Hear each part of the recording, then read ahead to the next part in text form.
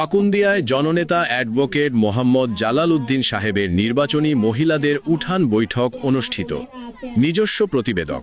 কিশোরগঞ্জ জেলা পাকুন্দিয়া উপজেলায় পাকুন্দিয়া পৌরসভার ব্র্যাক অফিস সংলগ্ন সন্ধ্যার 7টায় 6 ফেব্রুয়ারি 2026 ইং জননেতা অ্যাডভোকেট মোহাম্মদ জালাল উদ্দিন সাহেবের নির্বাচনী মহিলাদের উঠান বৈঠক অনুষ্ঠিত হয়েছে।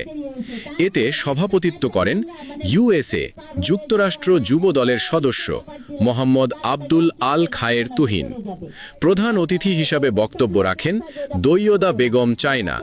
তিনি মহিলা ভোটারের কাছে ধানের শীষে ভোট চেয়ে বলেন, যদি আপনার ভোট দিয়ে জয়যুক্ত করেন তাহলে পাকুন্দিয়া কটিয়াদি ব্যাপক উন্নয়ন হবে বলে জানান। তিনি আরও বলেন, মধ্যবিত্ত পরিবার পাবে ফ্যামিলি কার্ড ও সাধারণ কৃষক পাবে কৃষি কার্ড। বিশেষ অতিথি হিসাবে যারা বক্তব্য রাখেন পাকুন্দিয়া উপজেলার সাবেক vice chairman Shamsun Nahar Begum, advocate Mahbuba জান্নাত মুমু, ফারিয়া জান্নাত ইনা, পৌর বিএনপির সাংগঠনিক সম্পাদক সিদ্দিক হোসেন রিপন সহ আরও বক্তব্য রাখেন বিএনপির সকল অঙ্গ সংগঠনের নেতাকর্মীবৃন্দ।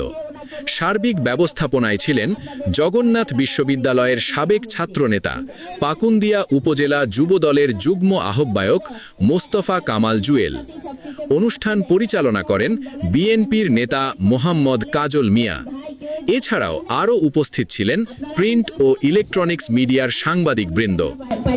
আমরা কিন্তু এত বছর ধরে চেষ্টা কিন্তু এলাকার কোনো এমপি প্রার্থী হতে পারে নাই, আর মাঝখানে গেছে এত বড় একটা গ্যাপ যে আমরা তো কোনো ভোটই দিতে পারি নাই, আপনারাও কোনো ভোট দিতে পারেন নাই, তাই না?